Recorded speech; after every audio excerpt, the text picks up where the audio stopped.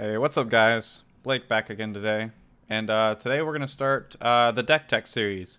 I'm going to talk about one of my favorite decks that I have, commanded by Norin the Wary. A very unique card, and my build is even more unique than this card. Once I want to thank Parker for the idea of this deck tech. He told me he's really interested in this deck and the way that I built it, and kind of wanted to hear me talk about it and go over it. So, yeah, thanks, Parker, for the idea. If y'all have any ideas, like deck suggestions, if you want me to build a deck with you, or if you want me to show off my decks, I'd be happy to do that. I'm definitely open to feedback. I'm still kind of deciding how I want to do deck techs. I'll probably do some of both. Probably talk about more of my decks and probably build decks with people. I might even bring like a person on to kind of talk with me and build a deck from scratch, you know. So, yeah, definitely give me feedback on that and tell me what you think. But yeah. We're going to start off this video by going over kind of the average Norin the Wary EDH list to kind of get an idea of what people are generally playing if you're going to see this deck. And then we're going to kind of compare it to the unique build that I have, which is actually a mono red polymorph deck. So it's kind of a spicy one. But yeah, let's I'm not going to go through every card, like read every card on the average Norin list. But we're going to look at this for some general concepts. And you know, kind of see what the deck does. So from what I can see from looking at this list, it's got pretty consistent defense. A lot of these, it's got 20 creatures. A lot of these creatures make multiple bodies. A lot of them will consistently make multiple bodies, deal damage. You know, can kill creatures with the damage. Some cards keep coming back, like Squee the Immortal. Yeah, things like Zealous Conscripts to steal your opponent's stuff. There's a decent amount of board wipes, like Vandal Blast, Blasphemous Act, Chain Reaction. So the defense here looks pretty solid. It seems to have a pretty good amount of utility. There's some reanimating sort of effects with cards like Duretti and Goblin Welder.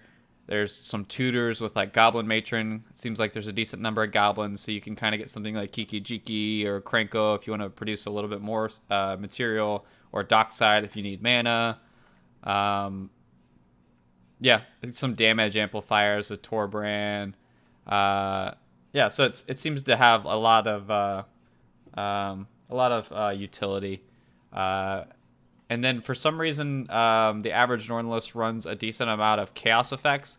I guess just because Norn's a weird card and, you know, kind of does a sort of chaosy thing himself. So there's like a decent number of things, like, where is it? Like Teferi's Puzzle Box, Confusion in the Ranks, Grip of Chaos, Pandemonium, Planar Chaos, Possibility Storm. A lot of these sort of chaosy cards. There's a decent amount of decks that run cards like Scrambleverse and Icthalid Auction and all those sort of weird, like, pure chaosy cards. So, for whatever reason, Norin decks seem to tend towards chaosy effects too. So, yeah, that seems to be kind of, you know, a bit all over the place. That's definitely a downside of the average Norin deck. That's got, like, a lot of moving parts. It's got like, you know, Warp Worlds and Kiki Jikis and Goblin Synergies and, you know, just a bunch of weird stuff. Bit all over the place. Blood Moons and Magus of the Moons. So it's even got like a little bit of Staxy sort of stuff in it. So yeah, it's definitely a bit all over the place. And it seems like there's not a lot of ways to reliably tutor up the way that you actually kill people with Norin, which is getting a payoff for all these creatures entering the battlefield, all these things that make multiple creatures, which is usually Perforos, Witty Roastmaster, which is a new one, and Terror of the Peaks seems to be the main ways that you kill people. And then you also have like Warstorm Surge, Impact Tremors, Pandemonium, just things that deal damage when your creatures enter. So it seems like you have like 5 or 6 effects like those, but Red's not very good at tutoring. I mean, they got like Gamble, but then if you discard the card that you wanted, like, Red doesn't really have good ways of getting it back. So, yeah, this deck's definitely a bit all over the place. So yeah, let's talk about. So like I said, the main way that Norin kind of wins is by dealing damage from ETBs, because Norin himself is basically gonna run away and come back like every turn. So it gives you a little bit of reach on people, so that way they can't, throw up a bunch of blockers for your myriad of tiny red tokens, because realistically you aren't gonna reliably be able to hit people with this deck. So yeah, even though you got a lot of ways to get ETBs, it doesn't. There's only a few of them that actually win you the game over a period of time. So to me, that's kind of what I leaned into with the concept of my deck idea. It was, okay, I see that these cards are the way that I win. These Perforos, Terror of the Peaks, Witty Roastmaster sort of cards. And I was thinking to myself, how do I, more reliably get to them, since I don't have like very good or reliable or many tutors. So that's where I kind of came up with the idea of polymorphing, Red Polymorph. So I noticed that that Red has a lot of effects that make multiple creature tokens from spells. So it kind of gave me the idea of, I can use those token creators to trigger my impact tremors and stuff when I have them. But also they kind of protect me from attacks, and I can use them to kind of tutor the creatures I really want into play with my polymorph sort of effects. So that's where we kind of come to my deck list. So there's a couple things with this deck list. You'll notice that I only have 3 creatures, which is the 3 that I've been talking about: Perforos, Terror of the Peaks, and Witty Roastmaster. And I have a lot of instants and sorceries, 21 sorceries, 8 instants. So yeah, let's get into it. Now I'm gonna start reading cards and kind of getting into the nitty gritty of things. I'm gonna turn on tags now. Oh, and I also have 2 planeswalkers, which we'll get into. I don't like planeswalkers, so I gotta have a good reason for including them. If you watched my last video, but these are 2 pretty good unique planeswalkers for the deck, so that makes sense. But yeah, let's get into it. I'm gonna turn on the tags here. So let's start it off. Norin the Wary is a 1 red mana 2/1. He's a human warrior. When a player plays a spell or a creature attacks, remove Norin the Wary from the game. Return to play under its owner's control at the end of turn. So what does Norin do? He just runs away whenever your opponents do basically anything. He's really hard to kill, really hard to interact with, but he doesn't really do anything except enter and leave. About the only way you can really kill Norin is with an activated ability. So if you have something that activates to deal damage or kill a creature, then you can kill Norin. But realistically, if our opponents are doing that, we're pretty happy with it, because then we just play 3 mana and play him again. It's not really that big a deal. But Norin is kind of the crux of our deck. I really like building around 1 mana commanders, even if they have, not much text on them or don't do a whole lot. I find it really interesting to try to make them work. So, and I've always loved Norin. I always thought he was a really interesting and weird card. So it's fun to kill people with really weird and interesting cards that don't seem like they do anything. So yeah. Norin the Wary, card I really like. So we're going to start off with what sort of things are we looking to polymorph with? Because we're not really hardly running any creatures, so we can start off with, what are we polymorphing with, and what are we polymorphing? So what we're polymorphing are these cards right here, the polymorphable section. So we're going to start off with one of the planeswalkers, Chandra, Acolyte of Flame. It's 3 mana for a 4 loyalty planeswalker. You can 0 it to put a loyalty counter on each red planeswalker you control, so it just ticks up 1, basically. 0, create 2 1/1 elemental creature tokens. They gain haste, sacrifice them at the beginning of the next end step. So there you go. That's how we get creature tokens that we can polymorph. Also, it has a -2 mode that says you can cast target instant or sorcery with CMC 3 less from your graveyard. If that card would be put into a graveyard this turn, exile instead. So this allows us to flash back a small spell as well, if we don't really have anything to polymorph with, or we don't have any payoffs for ETBs. And as you saw, we have a lot of instants and sorceries in this deck, so it's a good utility sort of effect. We can get back some removal, some card draw, that sort of stuff. So yeah, Chandra, Acolyte of Flame is a good way to make creature tokens for us. Next up, we have Cursed Mirror. 2 and a red for an artifact. It taps out of red mana, but when it enters the battlefield, it enters as a copy of a creature on the battlefield, except it gains haste.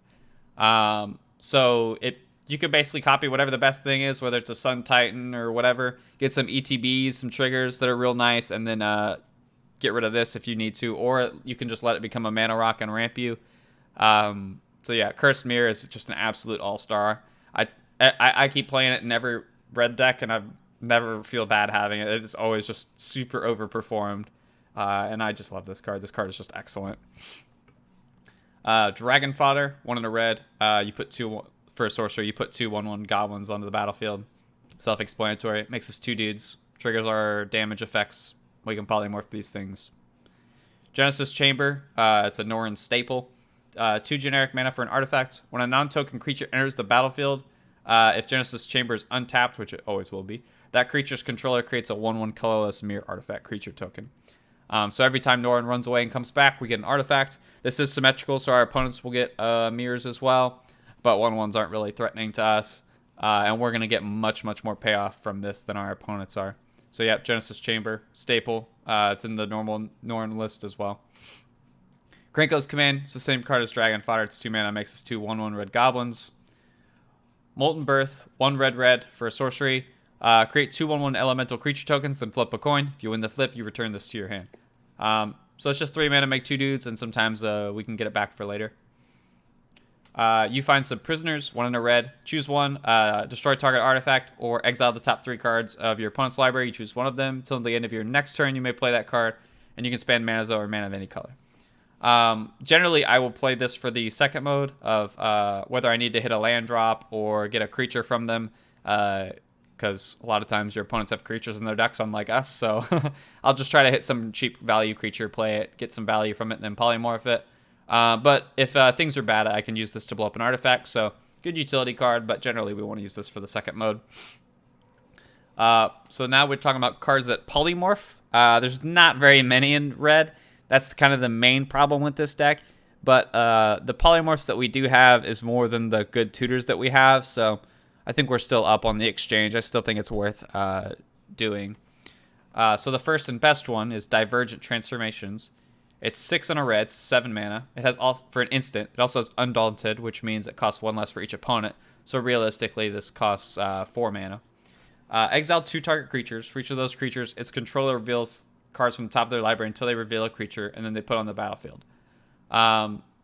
So it's just to polymorph twice. So we get to get 2 things with this polymorph. If we're in dire straits, we can polymorph one of our things and polymorph one of our opponent's things if they got something that's going to kill us or be a big threat to us. Generally, I mean, I've played this deck a ton and I've never had to do that, but maybe we've already polymorphed all 3 of our creatures, so then we want to, use this as a removal spell, basically. So, yeah, this is one of the best cards in our deck for sure. Yeah, there's whole CEDH decks that are built around this card, so this card is excellent. Next up is our other Planeswalker, Luca, Coppercoat Outcast. 3 red for a 5 loyalty Planeswalker. +1, exile the top 3 cards of your library. Creature cards exiled this way gain. You can cast this card for as long as you control a Luca Planeswalker. We don't really have any creatures in our deck, so that mode's kind of blank. -2, exile target creature you control. Then reveal cards from the top of your library until you reveal a creature card with higher CMC. Put that card onto the battlefield and the rest on the bottom of your library in a random order. Turns out all of the creatures we're making have 0 CMC, so yeah, we just polymorph into anything, any of our 3 creatures that we have. So yeah, this is just a 5 mana polymorph, which we'll take, and if we're real lucky, we can polymorph twice with it. So, yep, makes the deck. It's one of the few ways we have to polymorph. Next up, Reality Scramble. 2 red for a sorcery. Put target permanent you own on the bottom of your library. Reveal cards from the top of your library until you reveal a card that shares a card type with that permanent. Put that card on the battlefield and the rest on the bottom of your library in a random order. And it has Retrace, which means you can discard a land and cast it from your graveyard if you want to. This one's super nice because we can get multiple polymorphs out of this. The only awkward thing with this card is if we try to polymorph a artifact creature, like one that Genesis Chamber makes, then we're almost certainly going to hit an artifact because we have a decent number of mana rocks and such in the deck. So that is kind of a bummer. But it also can be an upside if we've already, gotten all of our creatures from our deck into play. Then polymorphing an artifact is actually good because then we can get, some sort of extra utility over just some random one that's just not doing anything. So, yeah, Rally Scramble is a good repeatable one. Next up is just a really straightforward one. Transmogrify. It's 3 and a red for a sorcery. You just polymorph a creature. You exile, then you reveal cards from the top of your library until you reveal a creature and you put it into play. Just 4 mana polymorph. It's good. Yep. Pretty straightforward. Alright, and then what do we get? What our payoffs, like I was talking about for the polymorphs, are damage sources. So we have impact tremors, 1 and a red for an enchantment. Whenever a creature enters the battlefield under your control, it deals 1 this deals 1 damage to each opponent. Little slow, but you know, it's good consistent damage. It's really cheap mana cost, so impact tremors is real solid. Mirror March, this is a weird one. 5 and a red for an enchantment. Whenever a non-token creature enters the battlefield under your control, you flip a coin until you lose a flip. For each time you win a flip, you create a creature that's a token that's a copy of that creature. They gain haste. You exile them at the beginning of the next end step. This may seem kind of weird, but it is quite good with Norin because it will create you multiple Norins. Even though their legend rule will happen, you'll still get all your ETB triggers. So yeah, ideally you'll trigger your Perforoses and stuff multiple times with your Norin when this enters. Hell, it'll trigger your Genesis Chamber, whatever you got, whatever ETB stuff you got. So this one seems a little not intuitive, but it's still worth playing, I think, because it will produce you a decent number of creatures pretty quickly, since Norin will keep running away and coming back on each turn. So yeah, Mirror March, even though it's expensive mana cost, we run a lot of ramp, and it's been an overperformer for sure for me. Pandemonium, one of the ones we talked about that's kind of a chaosy sort of card, but it fits the bill here. 3 and a red for an enchantment. Whenever a creature comes into play, that creature's controller may have it deal damage equal to its power to target creature or player of his or her choice. So yeah, this card is really good. It allows you to point your damage at whatever you need to. Notably, you do have to be careful with this. Your opponents get this effect too. So they can start targeting you with it. So just be smart when you play this. Don't just play it out on turn 4 or whatever. Make sure that you're really starting to amp up your damage and get your ETBs in quick succession, so that way you can stack up the damage. Warstorm Surge, same card for 6 mana, but only you get it. So yep, obviously that's what we're looking for. And then Panharmonicon. Whenever an artifact or creature in the battlefield causes a triggered ability of a permanent you control to trigger, that ability triggers an additional time. So it works with basically everything we've talked about so far, doubling it up. So that'll really amp up our damage. We really want that.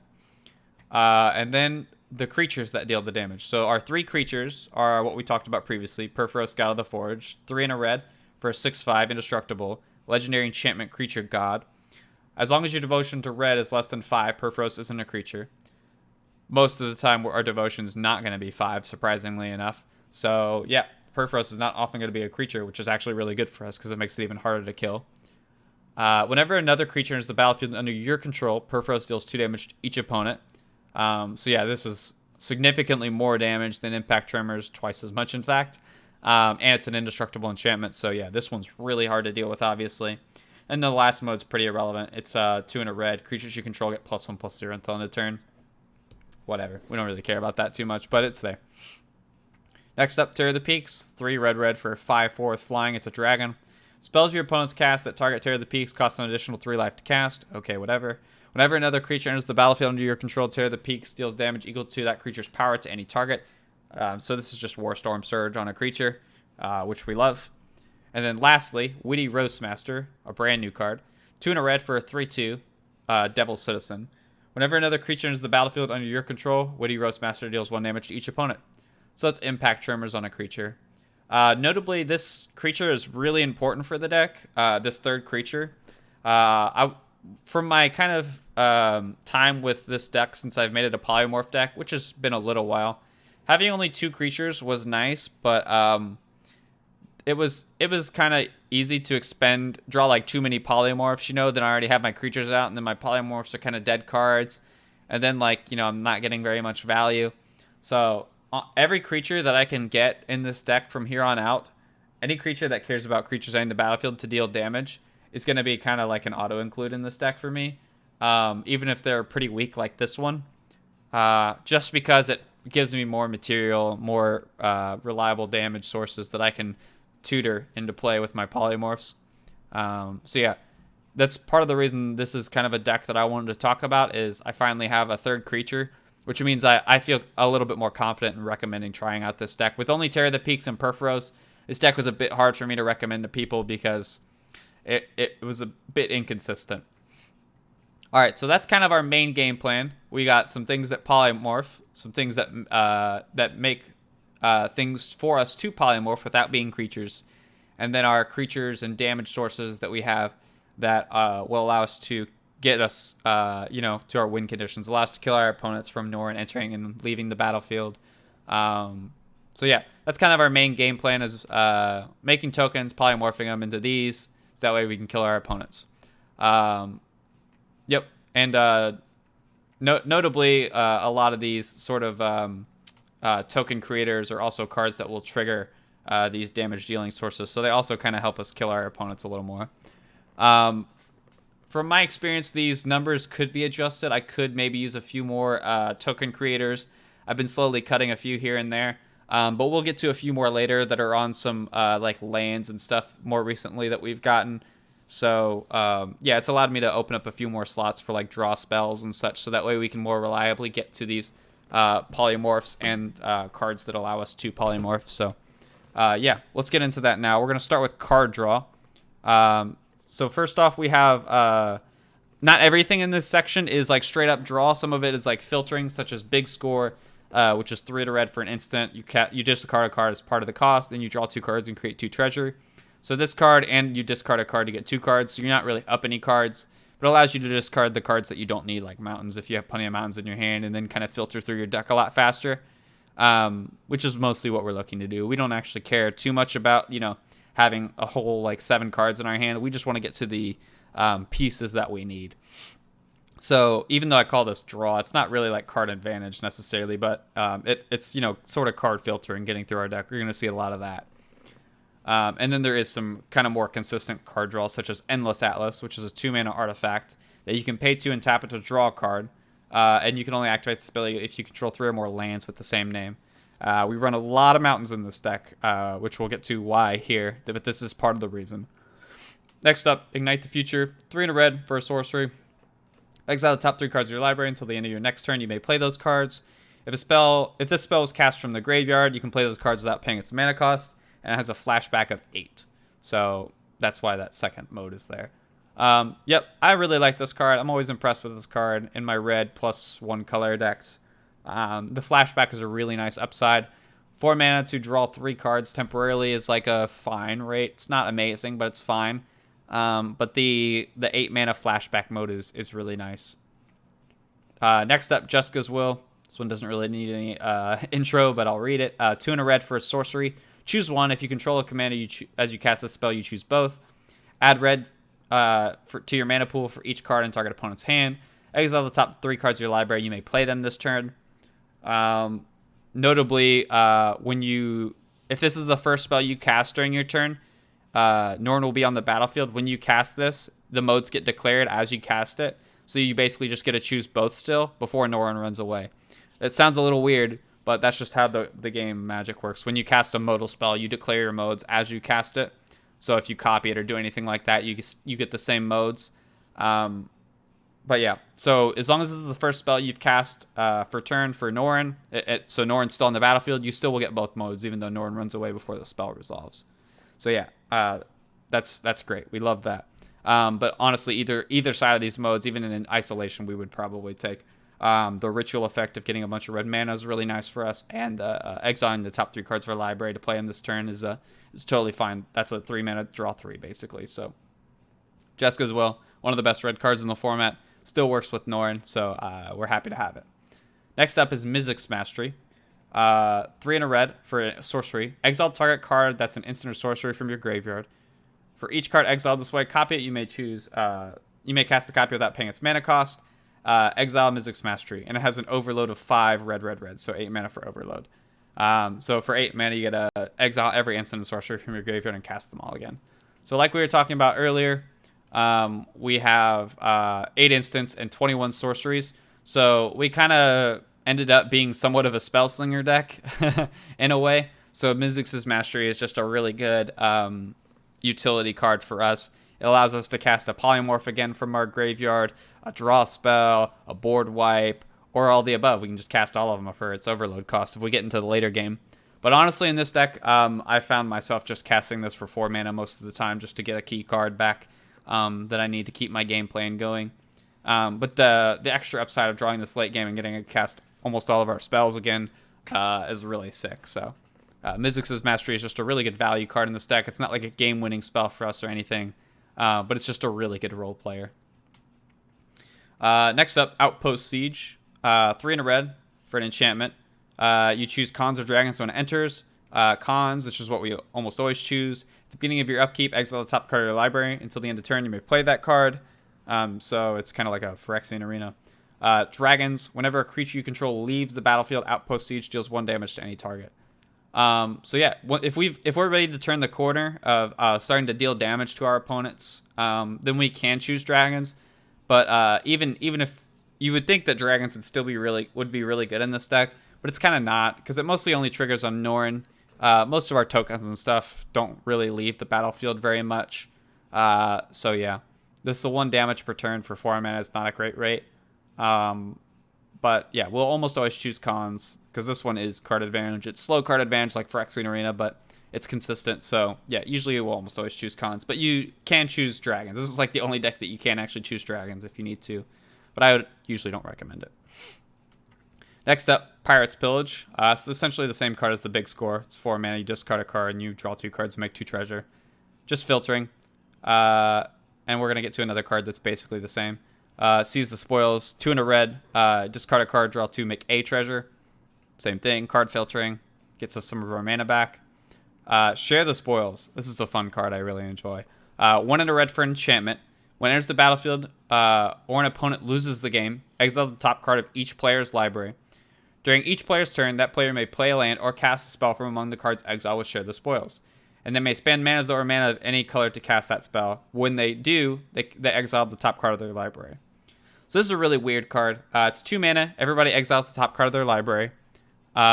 Each player gets to play one of those things that's exiled with this during their turns. They can either play land or cast a spell. You don't get both.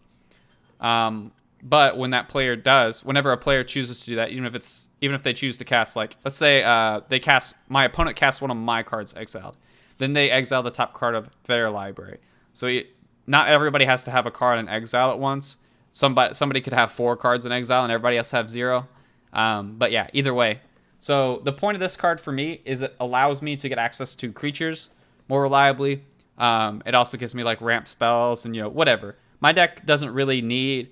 My deck has all the cards it needs to make its game plan happen. I just need just whatever I can find. And notably, a lot of the cards in my deck are very unique and kind of linear. Not a lot of decks are going to want the general cards I have. Like, not many decks are going to want a Kranko's Command or a Transmogrify or a Confusion in the Ranks or whatever. A lot of the cards in my deck are affect everybody, so that way even if my opponent still plays it, I still get the effect.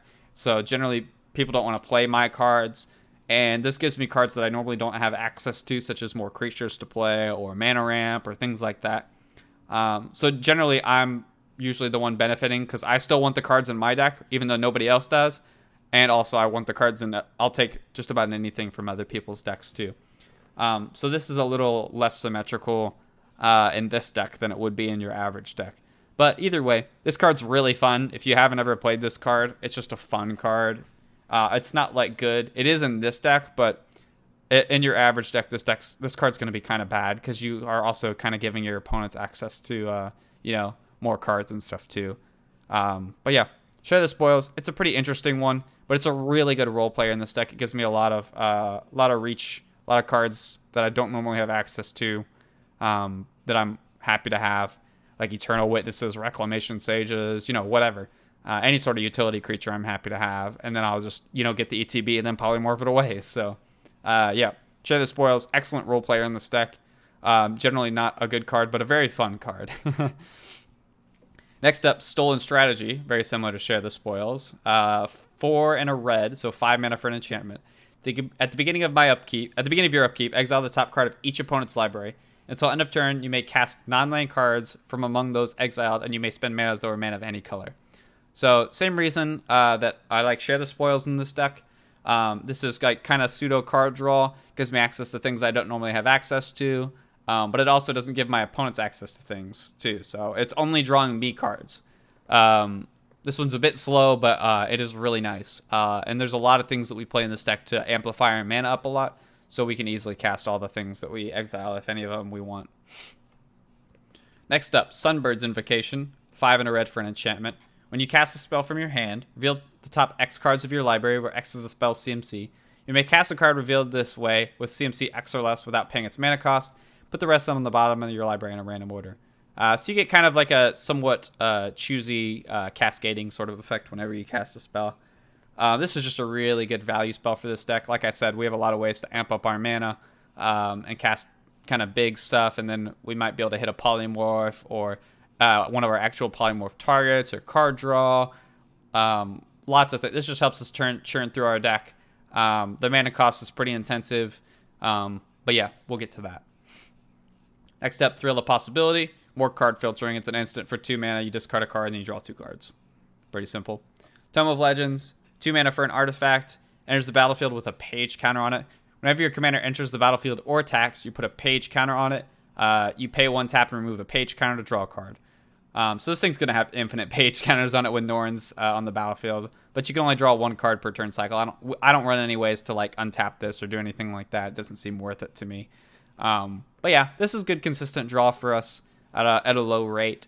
Notably, one cute thing that you can do with this is if the turn after you play Tome of Legends, if you want to, you can get 2 triggers on your Tome of Legends with your Norin, which isn't necessary, but because what you can do is you can go to combat and you can attack with Norin, which will trigger the Tome and put a counter on it. And then Norin attacking will cause himself to run away, and then he'll come back at the end of the turn and put another page counter on this. So it's just a cute interaction, because Norin can still attack as long as you haven't cast a spell, and then you still get to get the counter, and you have no worries about losing Norin because he still runs away, so he doesn't put himself in danger. So cute little interaction with Tome of Legends, but yeah, this is just good consistent card draw. You won't be able to ever run this thing out of counters, but yeah, it's still good to run. Next up, Unexpected Windfall. This is the same card as Pirate's Pillage and Big Scorer. You discard a card, draw 2, make 2 treasures for 4 mana. Battlecode Exploration, 2 and a red for an enchantment. It has Landfall. Whenever land enters the battlefield you control, exile the top card of your library. You may play that card for as long as it remains exiled, which sounds sick, but at the beginning of your end step, the card that you exiled goes to your graveyard, and you deal damage to your opponents for each card that you put in your graveyard. One thing I really like about this card is basically an Outpost Siege, but for 1 less mana.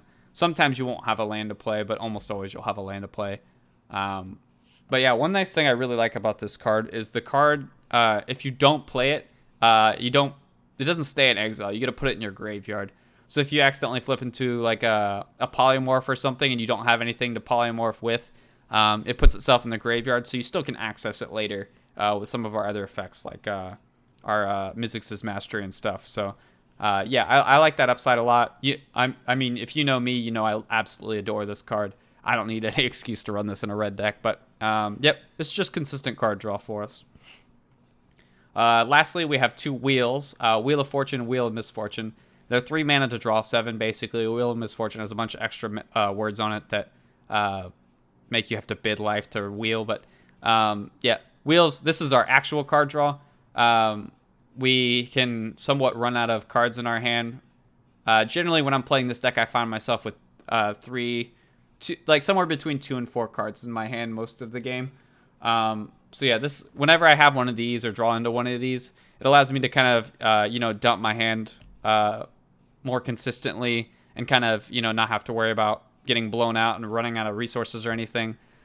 This allows me to draw a new hand. So yep, the wheels are excellent in this deck like they are in any red deck. So this is one of our best card draw sources, or the Wheel of Fortune and Wheel of Misfortune. We'll get to lands a little bit later. Let's talk about one of the aspects that's weak about this deck compared to kind of the normal build of Norin is defense/protection. So since the regular Norin list obviously runs creatures and a lot of things that make multiple creatures, naturally they have a lot of blockers and stuff lying around. But they typically deploy more of their cards in hand to the board, so it's easier to get blown out by a board wipe or something, unlike our deck. But our deck definitely does suffer from protection. So one thing I've tried to avoid with my protection package here, because obviously we're not going to have creatures on the battlefield very much in this deck, so we're pretty open to attacks, is I try to run either board wipes or like light stacked pieces that are like not going to upset people greatly, but discourage them enough to like, not kind of commit to attacking us very much, or dealing damage to us. So, yeah. Having said that, we can kind of get into this and kind of talk about it. So first up, Blasphemous Act. This one needs no introduction. It's a 9-mana sorcery. This spell costs 1 less to cast for each creature in the battlefield. It deals 13 damage to each creature. It's almost always 1 red mana to just deal 13 to each creature. Notably, Norin is not going to die to this because he runs away, so that's one of the nice synergies with him and board wipes, as he doesn't get swept up in them. So yeah, Blasphemous Act is a no-brainer.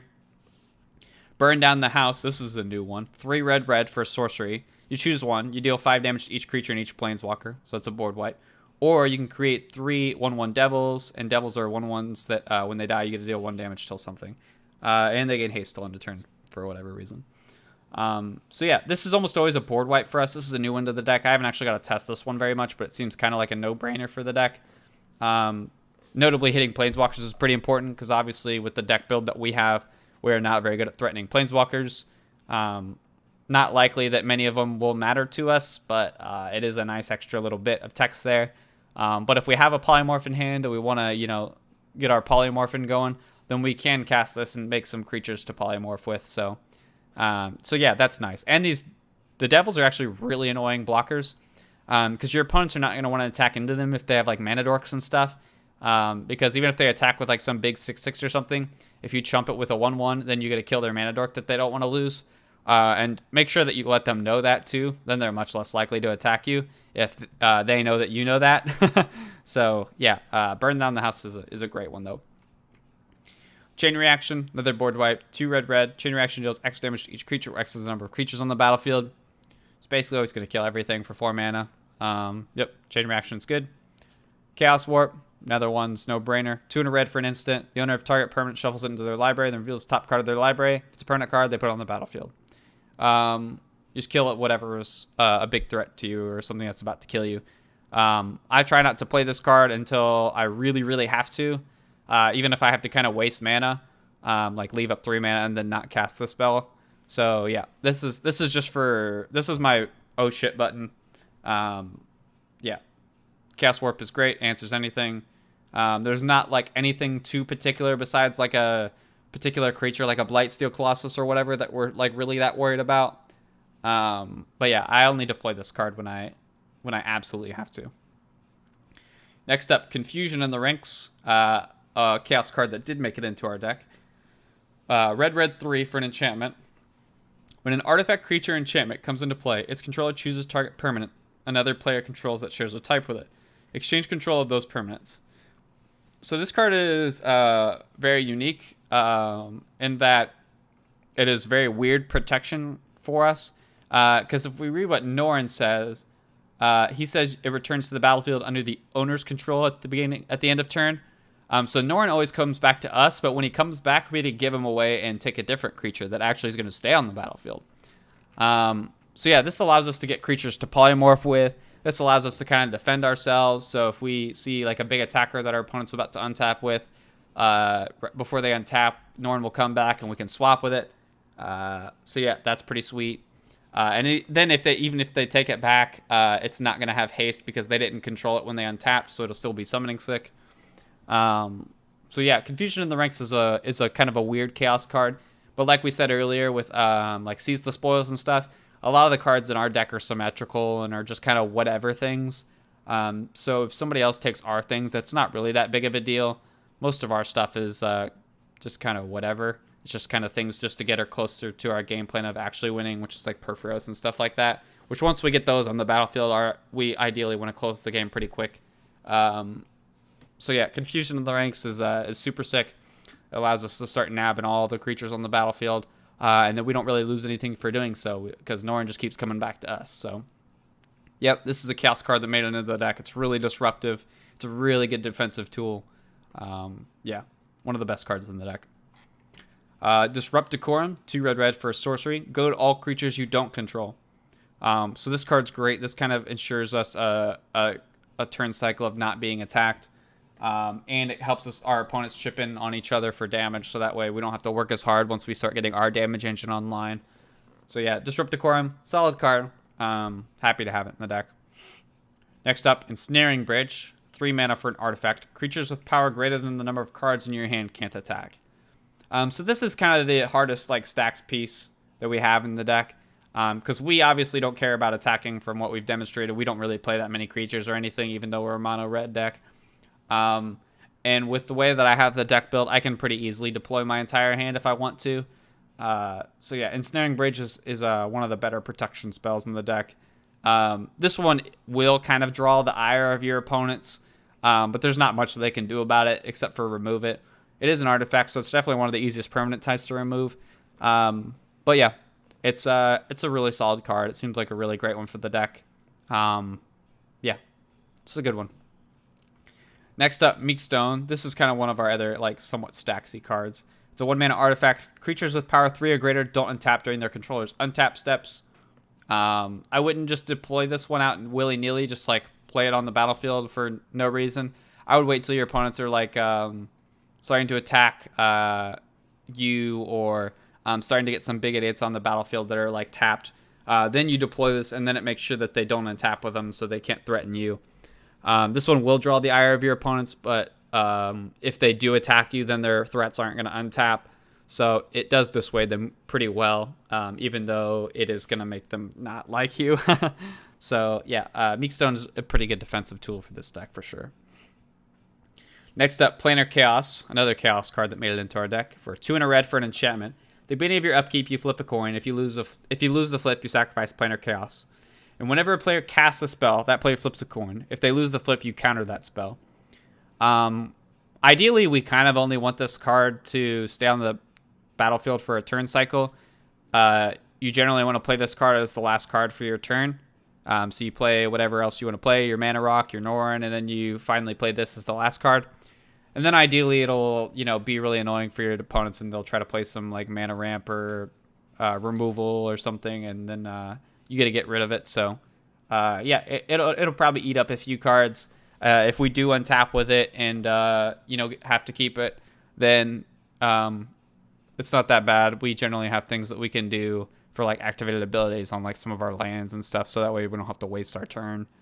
So yeah, Planar Chaos is a Chaos card that kind of made into the deck because it's really good and disruptive. So similar to the next card, Possibility Storm, 3 red for an enchantment. Whenever a player casts a spell from their hand, they exile it. Then they exile cards from the top of their library until they exile a card that shares a card type with it. That player casts that card without paying its mana cost, and then you put all the other cards on the bottom of your library. So yeah, this just makes it hard for your opponents to interact with you and reliably be able to remove things. It also makes it so they can't plan their synergies out very well. And like we've talked about, for the most part, we don't really care about what particular spells we resolve. We just the material that we make is all just kind of on the same bar to us. We just want to do a particular thing, and that particular thing can be done with a myriad of cards. So yeah, Possibility Storms is a great one. Reckless Endeavor, it's another board wipe. 5 red for sorcery. You roll 2 d12s, and then you choose the results for each of these effects. You deal damage to each creature equal to 1 result, and then you create treasure tokens equal to the other result. Honestly, this is one of the best red board wipes in the format. It's probably the second best behind Blasphemous Act, in my opinion. A lot of times this is just a free board wipe. You pay 7, you're going to make 7 treasures and kill everything or most of the things you care about. And if there's something you really need to kill that's big, you just choose the bigger one, then you get a few less treasure and you're still happy with it. So yeah, Reckless Endeavor. Sometimes you can just randomly roll, a 12 or an 11 or something and still kill everything. And then, go crazy with all the extra mana that this ramped you. I've certainly done that a couple times with this deck and with other decks. So Reckless Endeavor is stellar. I love this card. I don't really need a reason to play this card outside of just playing red. Next up, Shattering Spree, 1 red for a sorcery. Destroy target artifact, and it has replicate for a red, which means you can pay additional red as many times as you want to copy it. Yep, this is just a good, solid removal option for sorcery or for artifacts. Yep, I've been pretty happy with this card compared to some of the other options. Like Vandal Blast that we have in the deck. It's 1 red mana for a sorcery. You just search our artifact you don't control, and then you can overload it for 5 to destroy all the artifacts you don't control. So yeah, this one is considered the best one in the format. But honestly, I've been pretty happy with Shattering Spree. You can pay 2 or 3 red to blow up all the important artifacts that are on the battlefield. Sure, you leave people's mana rocks around or whatever, but yep, this card still, I've been pretty impressed with this card. I would recommend that you try this out if you have a mono red deck.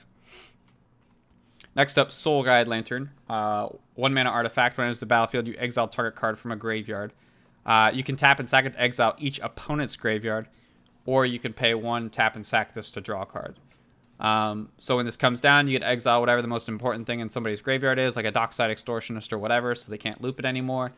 You can leave this on the battlefield as a kind of a graveyard protection piece that also doesn't hit your graveyard, so when you want a Mizzix Mastery later or something, you don't have to worry about losing your graveyard to this.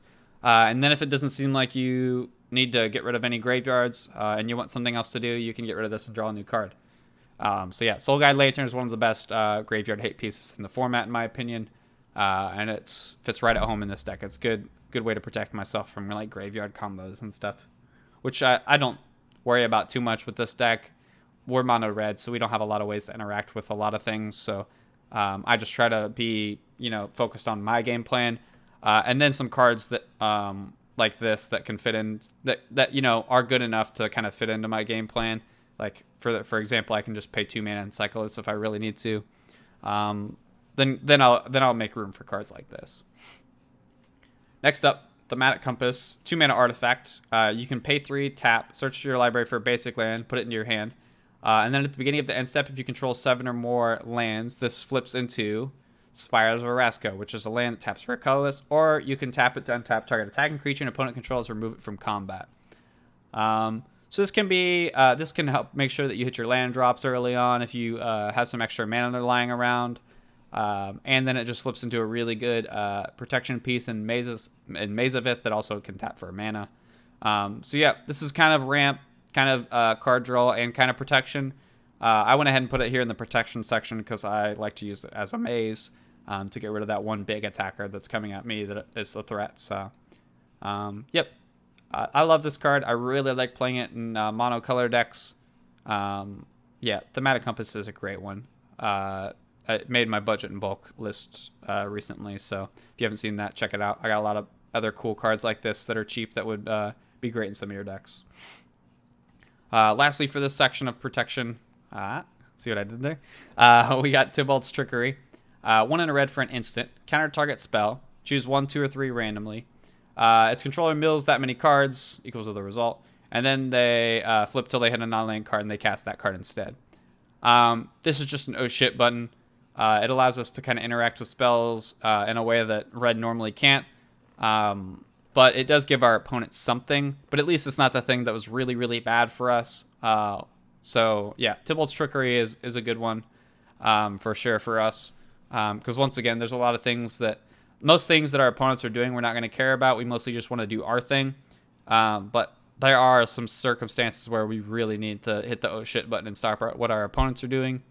So yeah, in that regard, Tybalt's Trickery does the job well. All right, let's get into some more core stuff. Mana ramp. Every deck needs it. We definitely need it. So let's talk about it. Arcane Signet, 2 mana rock, taps down a mana of our commander's color identity. So yep, 2 mana rock. It's good. We got some mana doublers. This is what's really important about the number of mountains that we have. We have Cage Sun. It's a 6 mana artifact. When it enters the battlefield, you choose a color. We're choosing red. Our creatures get +1/+1 that are red. And then whenever a land taps for a mana of the chosen color, we get an additional mana of that color. So it doubles our mana. Same thing with Gauntlet of Might. It's essentially the same card for 4 mana, but this one does work for our opponents, and it affects all mountains. This one is very pricey, so if you don't have this, I would recommend that you proxy it. And if you don't want to proxy it, just cut it for some other like mana rock or whatever. And then Gauntlet of Power is the same card, but for 5 mana. So we have 3 mana doublers here. All of them are really nice for the deck. Allows us to hit these like 6-mana enchantments and then cast something else after them, like our Mirror March and our Sunbird's Invocation and such. Next up, Hedron Archive, 4-mana artifact, taps for 2 colorless, and we can tap 2 and sack this to draw 2 cards. Really nice. We like these mana rocks, the ones that we can ditch for something when we need something to do. Next, we got Liquid Metal Torque, 2-mana artifact, taps for a colorless, or we can tap it to make target non-land permanent artifact until end of turn. So this allows us our shattering sprees and our artifact interaction that we have to actually be able to hit basically any permanent, which is really nice because red normally can't deal with a lot of permanent types. So this is some little hidden flexibility in the deck. Normally we're just using this as a mana rock, but every once in a while if there's something that's really bad for us, then we can, you know, in combination with Vandal Blast or whatever, we can kill it when we're not normally supposed to. So love Liquid Metal Torque. Great card. Mana Geyser, 3 red for a sorcery. You add red to your mana pool for each tapped land your opponents control. This is just going to make you a shitload of mana and allow you to cast a bunch of stuff in a turn. So it's a red staple. Mind Stone, this is Hedron Archive's little brother. 2-mana artifact, taps for a colorless. You pay 1 tap and sack to draw a card. Once again, super solid mana rock. I put it in most of my decks. Soul Ring, you know what it does. It's a 1-mana artifact that taps for 2. Card's broken. Next up, Thought Vessel, 2-mana artifact. You have no max hand size. It taps for a colorless. No max hand size is almost nothing to us, but it's just an untapped mana rock. Every once in a while, the hand size might matter, but I like 2-mana untapped mana rocks compared to 2-mana tapped mana rocks, even if they produce a color. I don't really care. I'd rather them just be untapped, especially in a monocolor deck. And then lastly, for this section, we got Wayfarers Bobble. It's a 1-mana artifact. You can pay 2 and tap and sack it to search library for a basic land and put it into play tapped. So this preempts us lands, which is extra good because mountains are better than Mind Stones and such for us generally because of our mana doublers. Okay, so that's all the kind of the core cards of the deck. Let's talk about lands. We normally with most monocolored decks, I would recommend running quite a few more utility lands than this.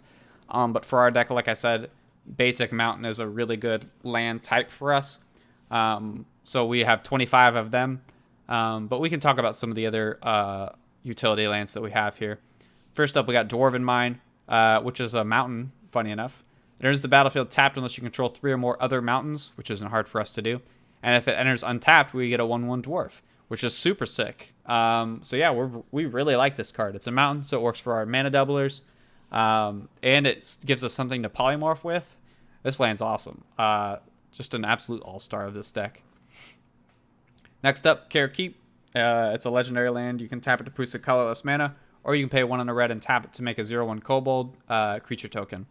So yep, another land that makes creature tokens. Another thing we can polymorph with. We like all of these effects because these don't actually like take up deck slots per se, but still give us ways to, when we draw our polymorphs to make them work. So yep, Care Keep is great.